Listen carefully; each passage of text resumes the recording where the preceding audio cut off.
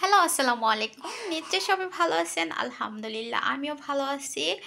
তো আজকে হচ্ছে প্রায় ২ দিন ধরে হচ্ছে কোনো ভিডিও আপলোড করতে পারতেছি না। কারণ বাসায় হচ্ছে আমার বেবিরা অনেক অসুস্থ। আর ওরা অসুস্থ থাকলে রান্না-বান্নার কাজ সবই হয়, বাট ওদেরকে সময় দিতে হয়। দেখেন এখন আমি হচ্ছে রান্না করতেছি। এই রান্না করার মাঝে যে আমার কতবার ওর কাছে যেতে হয়েছে, কারণ ও শুধু ডাকতেছে, মাম্মা আসো আমার এটা লাগবে, তারপর হচ্ছে এই কার্টুন দেখবো, ওইটা দেখবো, এই কার্টুন চেঞ্জ করে দাও। আর কি আমার রান্নার হচ্ছে ১২টা বেজে যায়, কারণ বাচ্চারা অসুস্থ থাকলে এরকমই হয়। তো আমি হচ্ছে রান্না অলরেডি ২ আইটেম করে নিয়েছি, আর হচ্ছে আরও ২ আইটেম বাকি আছে। তো এটা হচ্ছে উম, গরু জবাই করেছিল, তখন হচ্ছে আপনাদের ভাইয়া বট নিয়ে আসছিল। তো বট হচ্ছে আর রান্না করা হয়নি, তো এটা এখন আমি সিদ্ধ করে রেখে দিয়েছি। এটা হচ্ছে আমি পরিষ্কার করে তারপর হচ্ছে রান্নার জন্য প্রিপারেশন নেব। আর এটা হচ্ছে খেতে হচ্ছে আমার ২ থেকে ৩ দিন লাগবে। বাট অনেকেই হচ্ছে একদিনে রান্না করে খেয়ে ফেলে, বাট আমার কাছে ভালো লাগে না। আমি হচ্ছে এটাকে ৩-৪ দিন রান্না করি, তারপর হচ্ছে বট খাওয়া হয়। কারণ সবাই বলে এদেশে বট সিদ্ধ হয়ে যায় খুব তাড়াতাড়ি, বাট আমার কাছে ভালো লাগে না। আমি হচ্ছে এটাকে ৩ থেকে ৪ দিন রান্না করব, তারপর হয়তো বা ইনশাল্লাহ খাবো। তো এই জন্য হচ্ছে আজকে এটাকে সিদ্ধ করে নিয়েছি, এটা পরিষ্কার করব, তারপর রান্না বসিয়ে দেব।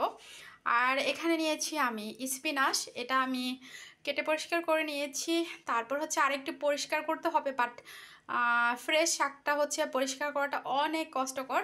তো স্পিনাচ শাক দিয়ে হচ্ছে ডাল দিয়ে রান্না করব, অবশ্যই ইনশাল্লাহ আপনাদের সাথে শেয়ার করব। আর এখানে হচ্ছে আমি করলা ভাজি করেছি, এই তো করলা ভাজি। তো এদিকে হচ্ছে আমি মাংস রান্না করে নিয়েছি, আর এটা হচ্ছে খাসির মাংস। আর এখানে হচ্ছে ভাত বসিয়ে দিয়েছি, ভাতও রান্না হচ্ছে। আর এখানে হচ্ছে স্পিনাচি শাক দিয়ে ডাল দিয়ে রান্না করতেছি, আর করলা ভাজি করে নিয়েছি অলরেডি। আর এখন একটু হচ্ছে ইদানিং আমাদের মাংসটা খাওয়া হচ্ছে একটু বেশি। আর আপনাদের ভাইয়া হচ্ছে আস্ত খাসি একটা জবাই করে নিয়ে আসছিল ৩-৪ মাস আগে। তো আমাদের হচ্ছে ফ্রেশ জবাই করা গরু মাংসটা একটু খাওয়া হয় বেশি। তো যখন আনে তখন তো হচ্ছে এমন হয়েছে ১ মাসে ২ বার নিয়ে আসে। তো অনেক বেশি গরু মাংসটা খাওয়া হয়েছে।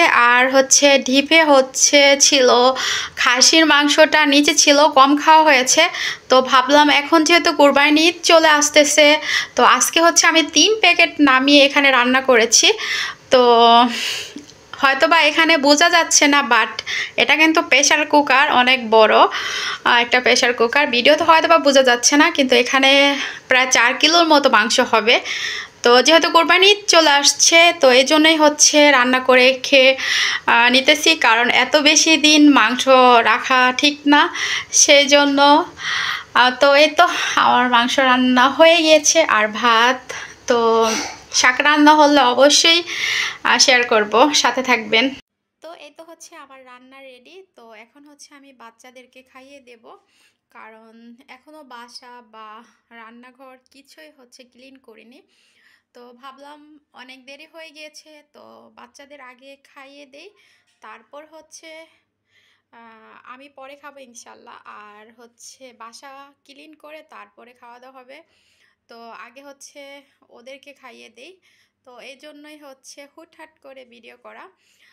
আর দেরি হওয়ার কারণটা হচ্ছে কি জন্য সেটাও আপনাদের সাথে শেয়ার করতেছি।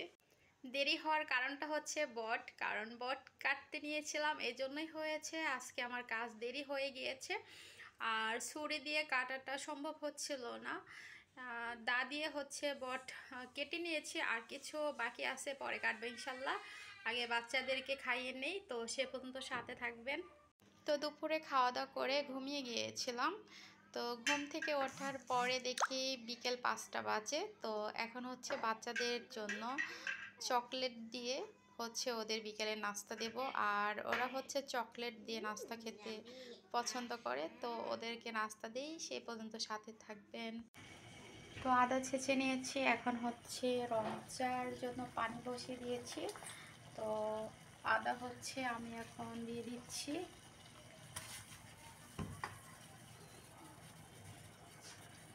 হচ্ছে আমার চা রেডি হয়ে গিয়েছে, আর এদিকে হচ্ছে আমি মাংস গরম করে নিচ্ছি। আপনাদের ভাইয়া হচ্ছে আজকে খুব তাড়াতাড়ি ভাত খাবে। আর এদিকে হচ্ছে আমি খেজুর খাচ্ছি, খেজুর খাবো, আমার এটাই নাস্তা, আর হচ্ছে চা খাবো। এই তো। তো সবাই ভালো থাকবেন, আল্লাহ হাফেজ।